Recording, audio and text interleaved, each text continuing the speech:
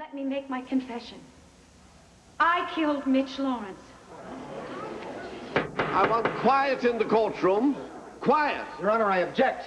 This woman is disrupting the court. She's interfering with my client's right to an impartial hearing. There shouldn't be a hearing. Cassie should never be on trial. No, it was Cassie. I saw her. And you have proof to support such a claim. I can prove beyond a shadow of a doubt that I am guilty.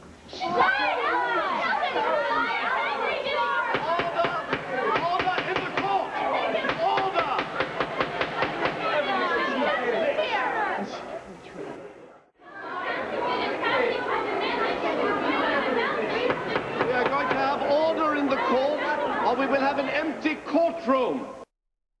To the court. I'm ready right now, Your Honor. The witness may step down. I'm sorry, ladies and gentlemen.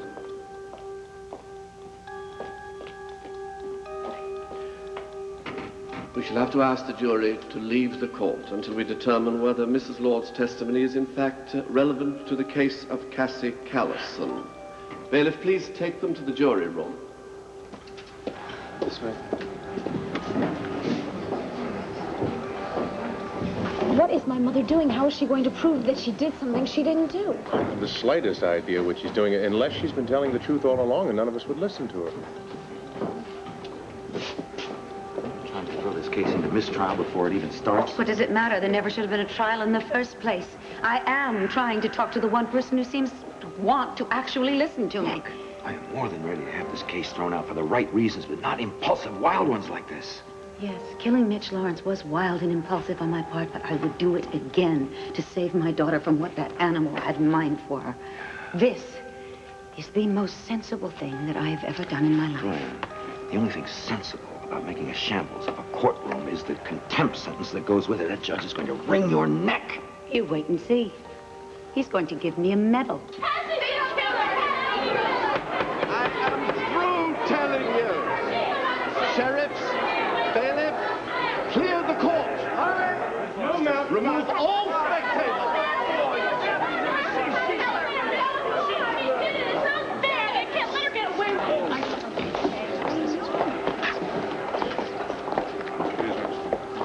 Counsel to the defense. Madam Prosecutor, Mrs. Lord, approach the bench, please. Mrs. Lord, let's hear your proof. And this better be good. The court will not tolerate your wasting its time. The gravity of what you are saying is indeed clear to you. The killing of another human being is the most serious crime mankind knows. I'm well aware of that, Your Honor. It was alarmingly brought home to me, though, when my daughter was falsely accused of that crime. Your Honor, Mrs. Lord has been under a terrible strain. This is not news to any of the people standing before you. I have been trying for days to confess to anybody who would listen to me, to the murder of Mitch Laurence. But nobody would pay any attention. I tried to confess to both defense counsels and to the special prosecutor. And how have they responded? They have treated me as if I was a mental defective. They accused me of lying in order to try to save my daughter. And are you? Strike that. Tell me about the killing of Mitch Laurence. Well, Your Honor, anybody who has read the newspapers knows that Mitch Laurence was killed by a blow to the head with a candlestick. That's only part of the story. Because, you see, there were two candlesticks that were in the room. The first candlestick, my daughter Cassie used to hit Mitch Laurence on the head. That just stunned him temporarily. I hit him with the second candlestick, and then I replaced it on a table that had a kind of altar on it that was near the door. Your Honor, this is proof of nothing. The crime scene technicians examined the candlesticks. There were no fingerprints. She can claim anything she wants. Of course I wiped the fingerprints off.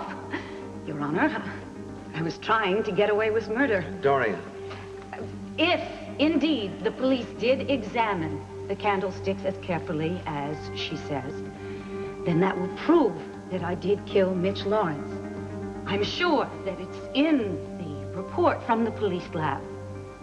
And what does an unmarked candlestick prove, Mrs. Lord? It proves, Your Honor, that I did murder Mitch Laurence. Because, you see, when I saw that that man, that monster, was about to rape my daughter, I became furious. And I took the candlestick and I hit him with all of my might. I hit him so hard that I could hear the candlestick crack.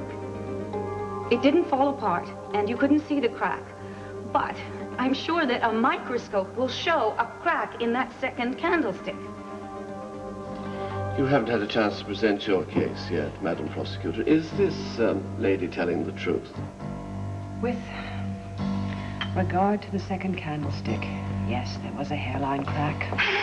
In fact, it was determined that it, not the one next to the body, was the murder weapon. Miss, how do you know that? In the crack, there was a speck of dried blood, and it matched Mr. Lawrence's type. This fact has not been made public.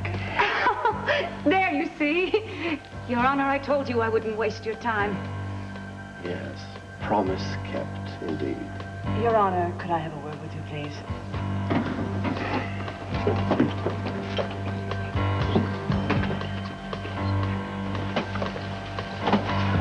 Bailiff, please call this court back into session.